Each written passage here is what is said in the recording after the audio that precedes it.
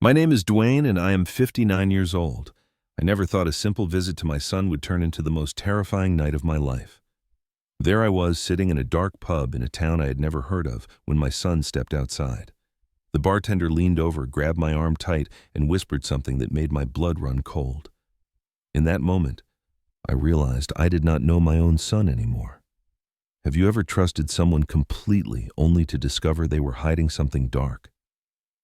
Let me know in the comments where you are watching from today. And if you want to find out what the bartender whispered to me that night, make sure you hit that like button and subscribe to this channel. Trust me, you will want to stay with me through this entire story. Let me take you back to where this all started. My name is Duane, and for the past 4 years I've been living alone in Phoenix, Arizona. My wife Linda passed away from cancer back then, and ever since my life has been what you might call quiet. Too quiet, maybe. I wake up every morning around 6, make myself a cup of black coffee, and sit on my porch reading the newspaper. In the afternoons, I tend to my small vegetable garden out back. Tomatoes, peppers, some herbs. Nothing fancy, but it keeps my hands busy. In the evenings, I watch whatever game is on television, eat a simple dinner, and go to bed early. Before I retired, I worked as a mechanical engineer for one of the big automobile companies. 32 years I gave them, designing engine components, solving problems, making sure everything ran the way it was supposed to. I was good at my job. I liked the precision of it, the logic. When you are working with machines, everything makes sense. Every part has a purpose. Every problem has a solution. I wish I could say the same about life. Linda and I had one son together. His name is Marcus, and he just turned 34 this past spring. When Linda was alive, Marcus would visit us every few months. He lived in Sacramento back then, working for a marketing firm.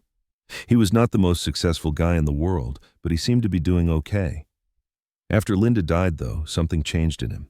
He started calling less, visiting even less than that. I would reach out, and sometimes he would answer, sometimes he would not.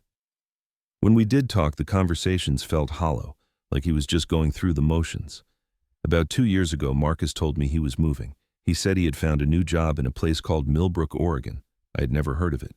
He said it was a small town, quiet, good place to start fresh. I didn't ask too many questions. I figured if he wanted to tell me more, he would. That is how it has always been with Marcus. You cannot push him. You just have to wait and hope he comes to you. We settled into a routine after that. Every Sunday evening he would call me. The conversations lasted maybe 10 minutes, 15 if we were lucky. He would tell me about work, about the weather, about nothing in particular. I would tell him about my garden, about the neighbors, about the same nothing. It was not much, but it was something. It was a thread connecting us across all those miles. Then about 3 weeks before everything happened, I got a phone call that changed everything. It was a Tuesday afternoon, and I was out in the garden pulling weeds when my phone rang. I saw Marcus's name on the screen and felt a little surprise. He never called on Tuesdays. His voice sounded different when I answered. There was an energy in it that I had not heard in years. He sounded almost excited. "Dad," he said, "I want you to come visit me. I've got some great news I want to share with you in person." I stood there, and my garden phone pressed to my ear, trying to process what I was hearing. "I bought a house," he continued. "A real house, Dad. And I want to show it to you. I want you to see how well I'm doing out here." I could not remember the last time Marcus had invited me anywhere. After Linda died, it always felt like he was pulling away, building walls between us. And now here he was, reaching out, asking me to come. Of course, I told him. Of course I will come. We made plans for the following week. I booked a flight from Phoenix to Portland, and Marcus said he would pick me up at the airport. That whole week I felt something I had not felt in a long time. Hope, I suppose. Hope that maybe my son and I could finally reconnect, that maybe we could find our way back to each other after all these years of distance. I thought about Linda a lot during those days. She always worried about Marcus. Even when he was young, she could see something in him that troubled her. "He is sensitive," she used to say. "More sensitive than he lets on. He feels things deeply, but he does not know how to handle those feelings. You have to be patient with him, Duane. You have to be there for him, even when he pushes you away." I tried to follow her advice. God knows I tried, but it is hard to be there for someone who will not let you in. The flight to Portland was uneventful. 3 hours in the air, a bag of peanuts, a cup of bad coffee. When I landed, I grabbed my suitcase from baggage claim and walked out to the pickup area. Marcus was there waiting for me, leaning against a silver sedan I did not recognize. The first thing I noticed was how much he had changed. He was thinner than I remembered, almost gaunt. There were dark circles under his eyes like he had not been sleeping well. But he was smiling, and that smile reminded me of the boy he used to be. The boy who would run to greet me when I came home from work, who would beg me to play catch in the backyard, who would fall asleep on my shoulder during long car rides. "Dad," he said, pulling me into a hug, "it is so good to see you." "It is good to see you too, son," I said. "You look good." It was a lie, and we both knew it. But some lies are necessary. The drive from Portland to Millbrook took about 2 hours. We headed east, away from the city into the mountains. The landscape changed as we drove from suburban sprawl to dense forests of pine and fir. The road wound through the trees, climbing higher and higher. I watched the scenery pass by and tried to make conversation. Marcus talked about his job. He said he was working as a warehouse manager for a logistics company. Good money, he said. Steady work. He talked about the town, how peaceful it was, how everyone knew everyone else. He talked about the house he had bought, how it had a big backyard and a view of the mountains. But even as he talked, I noticed things that did not quite add up. The way he kept glancing in the rearview mirror like he was checking to see if someone was following us. The way his hands gripped the steering wheel a little too tight. The way his smile would falter sometimes just for a second before he caught himself and put it back on. I didn't say anything about it. I told myself I was imagining things, that I was just a worried old man looking for problems where there were none. Millbrook turned out to be exactly what Marcus had described. A small town, nestled in the mountains, population maybe 8,000. There was a main street with a few shops, a diner, a hardware store, churches on every other corner. The kind of place where time seems to move slower, where people wave at each other from their porches. Marcus's house was on the edge of town near the forest. It was a 2-story cabin-style home painted brown with white trim, nice enough from the outside. But when we went inside, I noticed how empty it felt. There was barely any furniture. A couch in the living room, a table in the kitchen, a bed in the master bedroom. That was about it. "I just moved in," Marcus explained. "Have not had time to buy everything yet." I nodded, but something felt off. He said he had been living here for 2 years. Why would his house still be so bare? In the kitchen, I noticed a collection of pill bottles on the counter. I picked one up and read the label. Sleeping pills. Another bottle contained anti-anxiety medication. A third was something I did not recognize. "What is all this?" I asked. Marcus shrugged. "Just some stuff my doctor prescribed. I've been having trouble sleeping. Stress from work, you know how it is." I wanted to ask more questions, but I could see from his face that he did not want to talk about it, so I let it go. I told myself there would be time later, that I would find a way to reach him to understand what was really going on. That evening, Marcus suggested we go out. "There is this pub in town," he said, "the Hollow Oak. I want to introduce you to some of my friends." He seemed excited about it, almost eager. I agreed, hoping it would be a chance for us to relax together, to bond over a couple of beers like we used to do back when Linda was alive. If only I had known what was waiting for me at that pub. If only I had known that my whole life was about to change. The drive into town that night felt different from the daytime. Millbrook after dark was a different creature entirely. The streetlights were few and far between, casting weak pools of yellow light that barely pushed back the shadows. Most of the shops on Main Street were closed, their windows dark, their doors locked tight. The only signs of life came from a few scattered houses where lights glowed behind curtained windows. Marcus drove slowly, his headlights cutting through the darkness. He did not say much, and neither did I. There was a tension in the air that I could not quite explain. Maybe it was just my imagination. Maybe it was just being in an unfamiliar place after dark. But something felt wrong. The Hollow Oak sat on a corner at the far end of Main Street, where the town started to fade back into forest. It was an old building, brick and timber, with a wooden sign hanging over the door that creaked in the wind. The paint on the sign was faded and peeling, but I could make out the image of a gnarled oak tree. "This is it," Marcus said as he parked the car. "Best bar in town." It was the only bar in town as far as I could tell, but I didn't say that. Inside, the Hollow Oak was dim and smoky. The lighting came from old fixtures that hung from the ceiling, their bulbs coated with years of dust and grime. The air smelled like stale beer and cigarette smoke, even though I had heard smoking was banned in bars nowadays. I guess Millbrook had its own rules. There were maybe 15 or 20 people inside, mostly men, mostly middle-aged or older.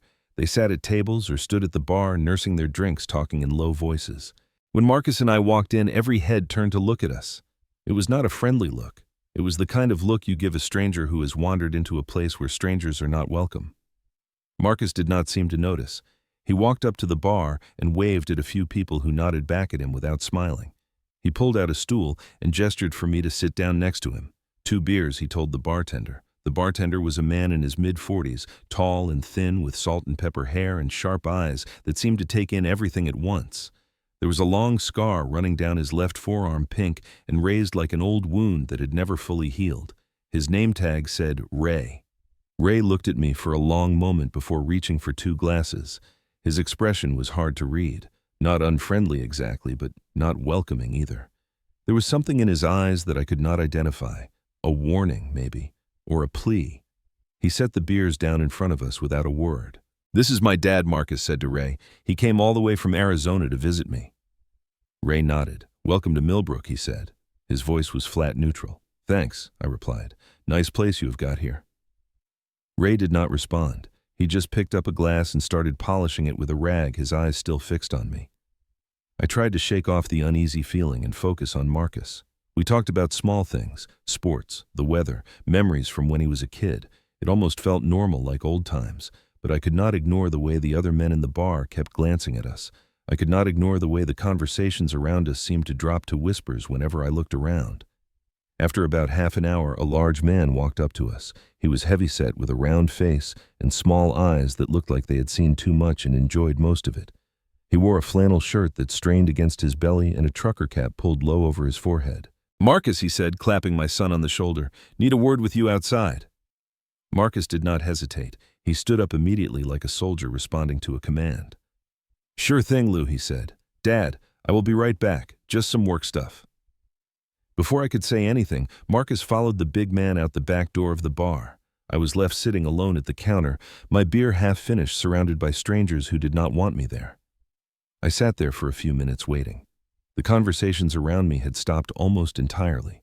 When I looked up, I saw that several of the men were staring at me openly now. Not threatening exactly, but watchful, like they were waiting to see what I would do. I turned back to the bar and found Ray standing directly in front of me. He leaned forward, his hands flat on the counter, and spoke in a voice so low I could barely hear him. "You need to leave this place right now," he said. His eyes were intense, urgent. "Your son is in trouble. Serious trouble. And if you stay here, you're going to be in trouble too." I stared at him confused. "What are you talking about?" Ray glanced around quickly, making sure no one was listening. Then he grabbed my arm, his fingers digging into my flesh. "Listen to me carefully," he whispered. "There is no time to explain. When I let go of your arm, you are going to stand up and walk to the restroom. It is in the back on the left. There is a window in there. It is small, but you can fit through it. Climb out and run east. There is a gas station about half a mile down the road. Call the police from there." "But my son," I started to say. "Your son is not who you think he is." Ray cut me off. "Not anymore. If you want to live, you need to go now." He let go of my arm and stepped back, picking up his rag and glass like nothing had happened. His face was a mask of indifference again, but I could see his hands trembling slightly. I sat there for a moment, my mind racing. Every instinct told me that something was terribly wrong. The way the men were looking at me, the way Marcus had left so suddenly, the fear in Ray's eyes. I stood up slowly, trying to keep my movements casual. "I need to use the restroom," I announced to no one in particular. I walked toward the back of the bar, feeling the eyes of every man in the room boring into my back. The hallway was narrow and dark, with a single bare bulb providing the only light. The restroom door was on the left, just like Ray had said. Inside, the bathroom was small and dirty. Cracked tiles on the floor, a sink with rust stains, a toilet that looked like it had not been cleaned in months. And above the toilet, a window. It was small, maybe 2 feet by 2 feet, but Ray was right. I could fit through it. I climbed up onto the toilet seat, my heart pounding in my chest. The window was stuck at first, painted shut by years of neglect. I pushed harder and it gave way with a screech of old wood against old wood. Cold night air rushed in, carrying the smell of pine trees and damp earth. I stuck my head through the opening and looked around. I was facing a narrow alley that ran behind the building. It was dark out there, with just enough moonlight to see by. I squeezed through the window, scraping my shoulders on the frame, and dropped down into the alley. My knees protested as I landed, reminding me that I was not as young as I used to be. For a moment, I stood there in the darkness trying to decide what to do.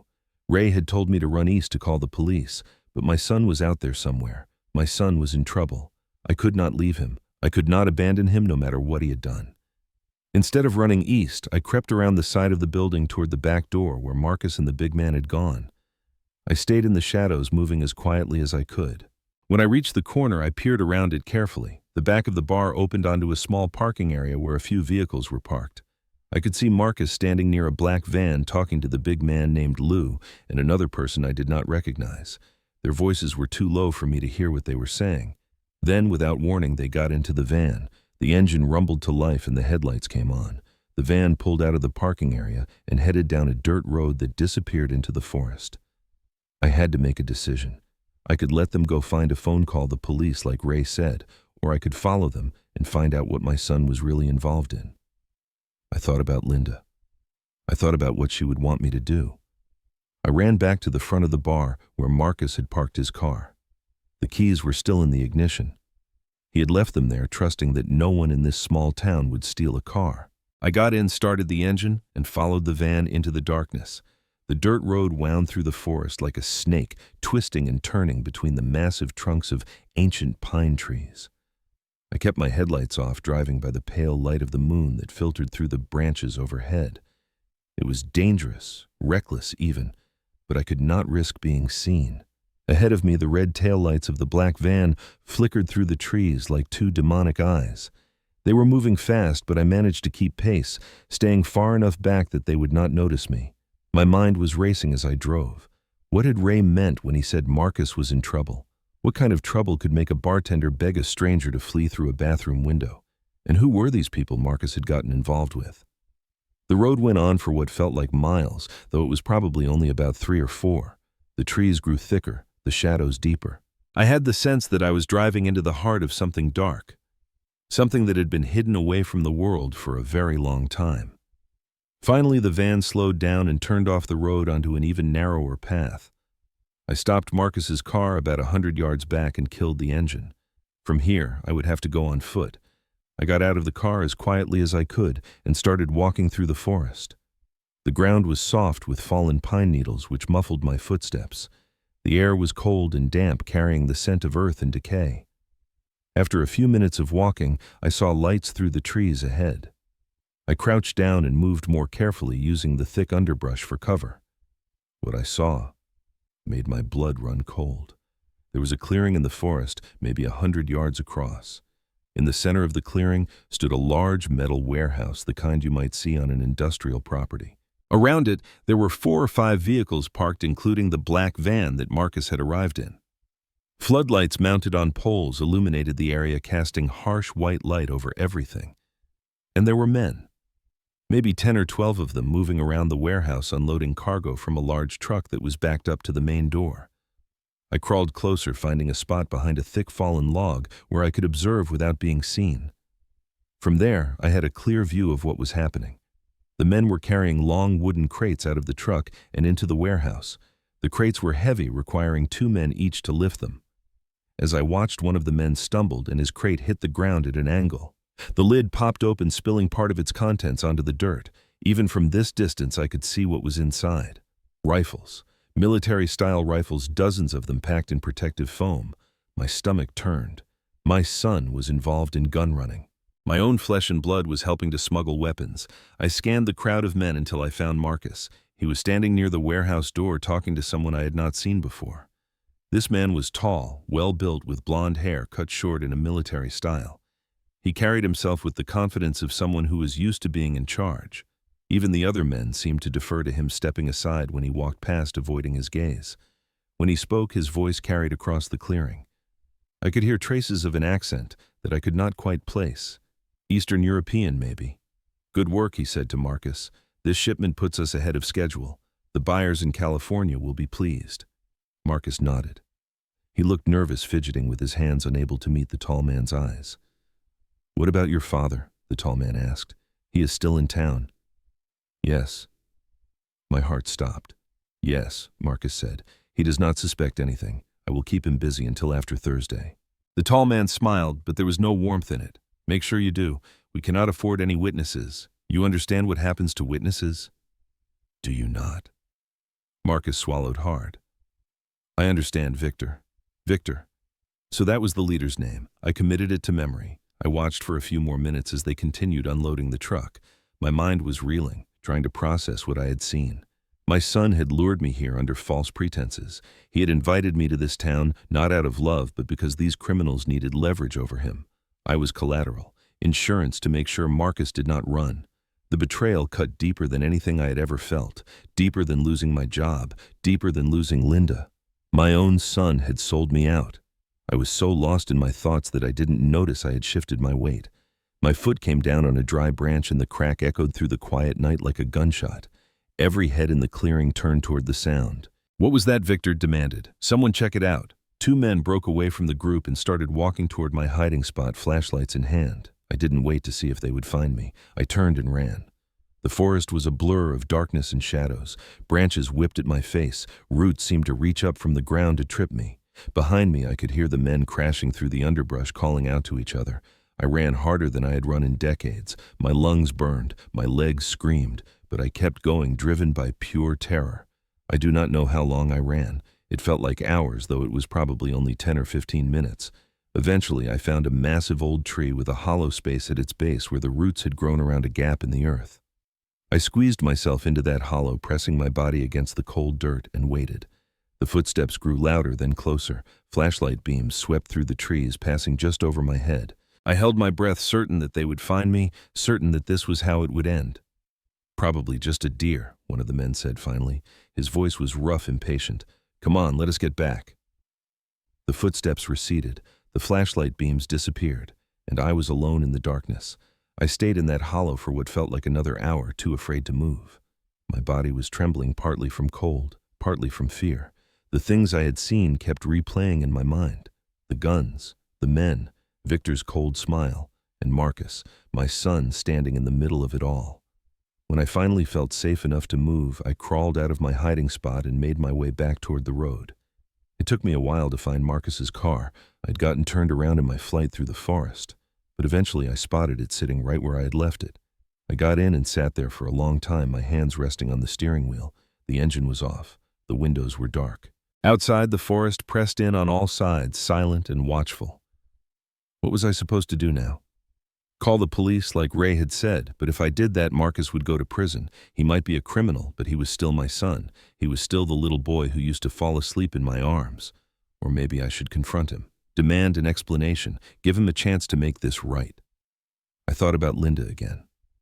What would she want me to do? She always believed in Marcus even when he gave her reasons not to. She always said that everyone deserves a second chance. I started the car and drove back toward town. When I got to Marcus's house, it was dark. His car was not there. He had not come back yet. I went inside and sat in the living room waiting in the darkness. My mind was made up. I would talk to Marcus. I would give him a chance to explain. And then, depending on what he said, I would decide what to do next. I do not know how long I sat there in the darkness.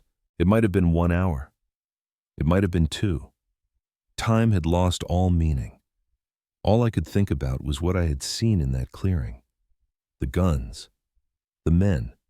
My son standing in the middle of it all like he belonged there.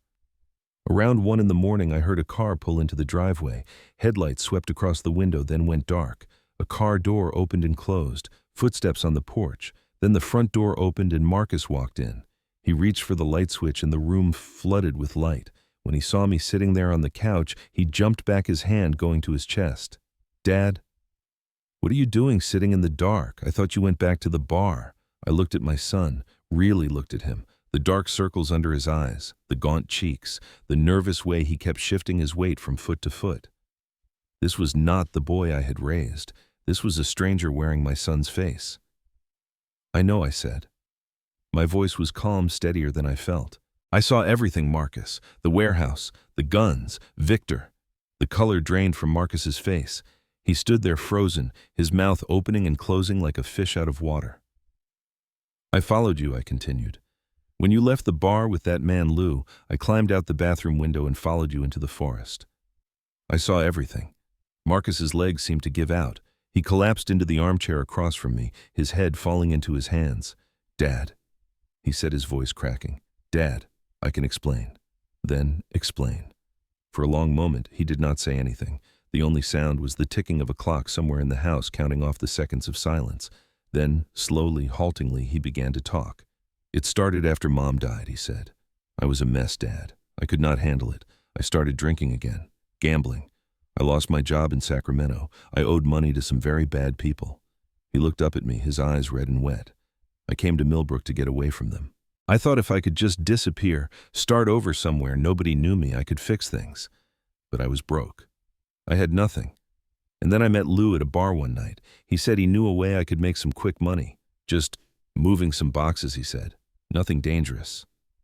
Marcus laughed bitterly. By the time I realized what I was really moving, it was too late. They knew too much about me. They knew where I lived, where I worked. They said if I tried to leave, they would kill me. I listened to my son's story and I felt something breaking inside me. Anger, sorrow, pity, all mixed together into something I could not name. "Why did you bring me here?" I asked. The truth. Marcus. Marcus could not meet my eyes. He stared at the floor, his shoulders shaking. "Victor," he said finally. "Victor wanted insurance. He said I had been acting nervous lately. He wanted to make sure I would not run, so he told me to bring someone I cared about. Someone who could be used as leverage if I tried to do anything stupid." The words hit me like a punch to the gut. "You used me as a hostage," I said. "Your own father." Marcus started to cry, real tears streaming down his face. "I did not know what else to do," he sobbed. "They were going to kill me, Dad. I was scared. I'm still scared. Every single day I wake up terrified that today is the day they decide I'm not useful anymore." I sat there and watched my son fall apart. Part of me wanted to rage at him, to shake him, to demand how he could have done this to me, to himself, to our family. But another part of me, a deeper part, just felt sad. Sad for the boy he used to be. Sad for the man he had become. I thought about walking away. Getting in my car, driving to the airport, flying back to Phoenix, and pretending none of this had ever happened. I could call the police, anonymously tip them off about the warehouse and let them deal with it. Marcus would go to prison, but at least he would be alive. But then I thought about Linda. Her voice in my head as clear as if she were standing right beside me. "He is your son, Duane. He is our son. You cannot give up on him. Not now, not ever." I stood up and walked over to where Marcus was sitting. I put my hand on his shoulder and he looked up at me with those red-rimmed eyes. "Listen to me," I said. "We are going to fix this, together, but you have to do exactly what I say. Can you do that?" Marcus nodded slowly, not quite believing what he was hearing. "I do not understand," he said. "After everything I have done, you still want to help me." "You are my son," I told him. "That is the only thing that matters." I pulled out my phone and scrolled through my contacts until I found the name I was looking for. Frank Morrison. We had grown up together, played football together, gotten into trouble together. After high school, Frank had joined the FBI. He worked his way up to become a detective specializing in organized crime before retiring 3 years ago. If anyone could help us navigate this mess, it was Frank. I dialed the number. It rang 4 times before a gruff voice answered. "This better be important," Frank said. "It is 2 in the morning. It is important," I said. "I need your help, Frank. My son is in trouble." Frank listened to everything I told him without interrupting. When I finished, there was a long pause on the other end of the line. "Duane," he said finally, his voice grave. "Do you have any idea what you have stumbled into? I'm starting to get the picture. Victor Kozlov. That is the man you described. I spent the last 5 years of my career trying to put that man behind bars. He runs one of the biggest illegal weapons operations on the West Coast. The FBI has been tracking him for years, but he is slippery. Every time we get close, he disappears." I looked over at Marcus, who was watching me with wide eyes. "What should I do?" I asked.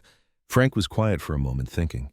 "If what you are telling me is true and there is a major shipment happening Thursday, this could be our chance to finally nail him.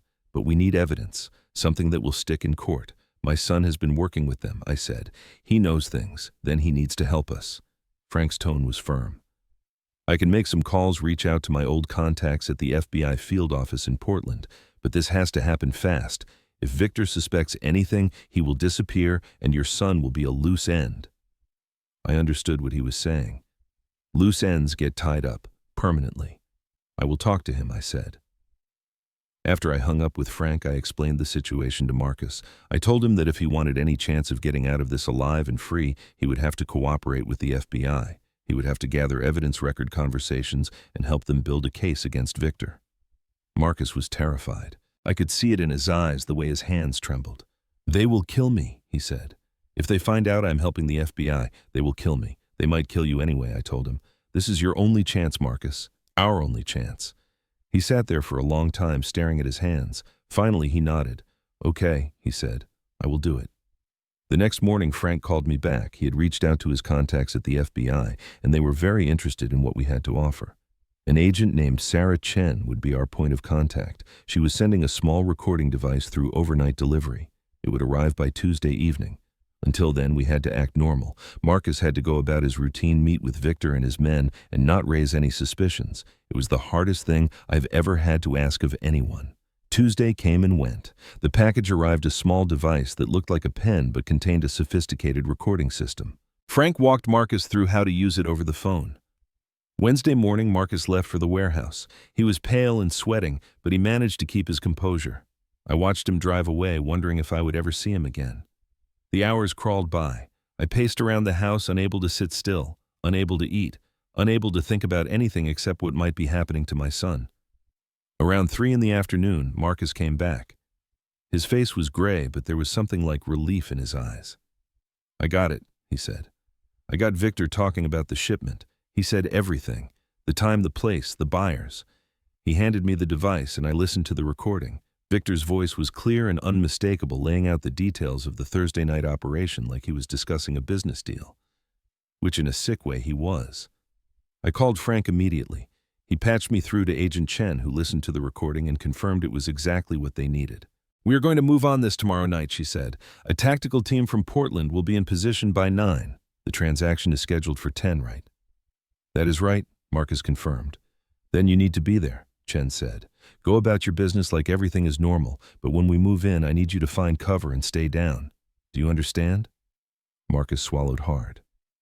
"I understand." After the call ended, I looked at my son. He looked like a man who had been carrying a heavy weight for a very long time and was finally about to set it down. "This is going to work," I told him. "You are going to be okay." I wanted to believe it. I needed to believe it. But I also knew that there were 100 things that could go wrong, and if any of them did, we would both pay the price. Thursday came faster than I expected. Or maybe it just felt that way because I had barely slept in 3 days. Every time I closed my eyes, I saw Victor's face. I saw the guns. I saw Marcus standing in the middle of it all, looking lost and afraid. The plan was simple. Marcus would go to the warehouse at 9:30 just like any other night. He would blend in with the other men, help unload the shipment, and wait for the FBI to make their move. At exactly 10:00, when the transaction was taking place, the tactical team would strike. In the chaos, Marcus would find cover and wait for the all clear. I was not supposed to be there. Agent Chen had made that very clear. I was a civilian, untrained, a liability. My job was to wait at the gas station half a mile from the warehouse and be ready to pick Marcus up when it was over. But as I sat in that gas station parking lot watching the minutes tick by on my phone, I knew I could not just wait. I could not sit there in the dark while my son faced the most dangerous night of his life. At 9:45, I started the car. I did not drive all the way to the warehouse. That would have been suicide. Instead, I parked about a quarter-mile away on a small side road that overlooked the clearing. From there, I could see the floodlights of the compound glowing through the trees. I could hear the distant rumble of engines and voices. I sat there with the engine off, watching and waiting. My hands were sweating. My heart was pounding so loud I could hear it in my ears. At 10:00 exactly, all hell broke loose. The sound of helicopters came first, a deep thrumming that seemed to shake the very air. Then searchlights appeared, cutting through the darkness like white-hot knives. I could hear shouting, screaming, the sharp crack of gunfire. I jumped out of the car and started running toward the compound. I know it was stupid. I know it was reckless. But in that moment, all I could think about was Marcus. My son was in there, surrounded by armed criminals and FBI agents with guns drawn. He needed me. The scene at the warehouse was pure chaos. Men were running in every direction. Some were trying to escape into the forest. Others were lying on the ground, hands behind their heads, while FBI agents stood over them with weapons drawn. The air was thick with smoke and the smell of cordite. I scanned the crowd desperately looking for Marcus. I found him near the back of the warehouse, but he was not alone. Lou, the big man from the bar, had a gun pressed to Marcus's head. He was backing toward a side door, using my son as a human shield. "Nobody move," Lou screamed. "I will blow his brains out. I swear to God." The FBI agents froze. Agent Chen stepped forward, her hands raised. "Take it easy," she said. "Nobody needs to get hurt here. Let him go and we can talk about this." Lou laughed, a wild, desperate sound. "Talk. You want to talk? I'm walking out of here with this piece of garbage and nobody is going to stop me." I did not think. I did not plan. I just acted. I sprinted to Marcus's car, which I had driven there, and jumped behind the wheel. The engine roared to life. I floored the gas pedal. The car shot forward like a missile heading straight for Lou. He saw me coming at the last second, his eyes going wide with shock and fear. He tried to turn, tried to bring his gun around, but it was too late. I hit him at maybe 30 miles an hour. Not fast enough to kill, but fast enough to send him flying. He lost his grip on Marcus and tumbled across the dirt like a rag doll. His gun went spinning off into the darkness. I slammed on the brakes and threw open the door. Marcus was on his knees, gasping for breath. I grabbed him by the arm and hauled him toward the FBI agents. "He is okay," I shouted. "My son is okay." The rest of that night is a blur. FBI agents swarmed over the compound, rounding up Victor and his men. The weapons were seized. The buyers from California were arrested. It was, according to Agent Chen, one of the biggest busts in the region's history. Victor was taken away in handcuffs, his face a mask of cold fury. As he passed me, he looked me directly in the eyes. He did not say anything. He did not have to. The promise of revenge was written all over his face. But it did not matter. He was going away for a very long time, and my son was safe. Later that night, after the statements had been given and the paperwork had been signed, I found myself standing outside the warehouse with Marcus. The sun was starting to come up over the mountains, painting the sky in shades of pink and gold. "I'm sorry, Dad," Marcus said. His voice was hoarse, barely above a whisper. "I'm so sorry for everything." I looked at my son, at the man he had become with all his flaws and failures, and I realized something important. "We all make mistakes," I told him. "The measure of a man is not the mistakes he makes, it is what he does to make them right." Marcus nodded, tears streaming down his face. Then he did something he had not done in years. He hugged me. Really hugged me the way he used to when he was a little boy. I held him tight and let him cry on my shoulder. Before we left Millbrook, there was one more thing I had to do. I drove back to the Hollow Oak and walked inside. Ray was there, standing behind the bar, just like the first time I had seen him. When he saw me, he smiled. It was a sad smile, but genuine. "You made it," he said. "Thanks to you," I replied. "Why did you help me that night? You took a huge risk." Ray's eyes grew distant, and for a moment he seemed lost in memory. "I had a son once," he said quietly. "His name was Daniel. He got mixed up with Victor's crew, just like your boy. When he tried to get out, they killed him, made it look like an accident. I've been living with that guilt ever since. I was too scared to go to the police, too scared to do anything. But when I saw you that night, saw the way you looked at your son, I could not let another father lose his boy, not if I could help it. I reached across the bar and grasped his hand. "Thank you," I said. "My son is alive because of you." Ray nodded, his eyes glistening. "Then take care of him," he said. "Do not waste this second chance." I promised him I would not. 3 months have passed since that night in Millbrook. A lot has changed since then. Marcus moved back to Phoenix. He is living in a small apartment about 15 minutes from my house. Nothing fancy, just a bedroom, a bathroom, and a kitchen. But it is his, and it is clean, and it is a start. He got a job at an auto repair shop. The work is hard and the pay is not great, but he shows up every day and gives it his best. His boss says he is one of the most reliable employees they have ever had. I believe it. When Marcus sets his mind to something, he does not give up. He also started going to a support group for gambling addiction. Every Tuesday and Thursday night, he sits in a church basement with a dozen other people who understand what he has been through. He says it helps. He says it makes him feel less alone. We have dinner together every Sunday. I cook, pot roast usually, or chicken, sometimes spaghetti, nothing fancy, just like Linda used to make. We sit at my kitchen table and talk about our weeks. We talk about work, about the weather, about the Diamondbacks, and whether they have any chance of making the playoffs this year. Sometimes we talk about Linda, about how much we miss her, about the way she used to laugh, about how she would know exactly what to say to make everything better. And sometimes we just sit in silence. Not an awkward silence, but a comfortable one. The kind of silence that exists between two people who have been through something terrible together and come out the other side. I will not pretend that everything is perfect. Marcus still has bad days. Days when the old urges come back when he thinks about the mistakes he made and the people he hurt. On those days, he calls me. And I listen. I do not judge. I do not lecture. I just listen. That is what Linda would have wanted me to do. I think about that night at the Hollow Oak sometimes, about Ray and his warning, about the window I climbed through, about the chase through the forest and the terror I felt hiding in that hollow tree, but mostly I think about the moment when I had to decide what kind of father I was going to be, when I could have walked away, could have left Marcus to face the consequences of his own choices. Instead, I chose to stand with him, I chose to fight for him, and I would make the same choice again, 1,000 times over. People ask me sometimes if I regret going to Millbrook, if I wish I had just stayed home in Phoenix tending my garden and watching television and living my quiet little life. The truth is that trip saved my son. And maybe it saved me too. I learned that being a father is not about protecting your child from every danger. Sometimes it is about walking into that danger with them and finding a way out together. That night in the pub when Ray grabbed my arm and whispered those words of warning, my life changed forever. But looking at Marcus now, at the man he is becoming, I know it changed for the better. If you have a loved one who is struggling, who has made mistakes, who seems lost and beyond reach, do not give up on them.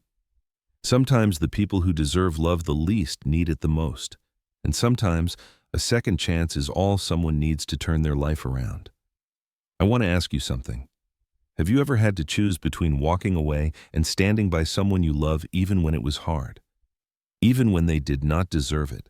I would love to hear your stories in the comments below. If this story touched your heart, please hit that like button and let me know. If you want to hear more stories like this, make sure you subscribe to this channel and turn on notifications so you never miss an upload. And if you know someone who needs to hear this message today, please share this video with them. You never know whose life you might change. Thank you for watching. Thank you for listening, and thank you for being part of this community. May you always find the courage to stand by the people you love. May you always find the strength to forgive. And may you always remember that no matter how dark the night gets, the sun will rise again. Take care of yourselves and take care of each other. I will see you in the next one.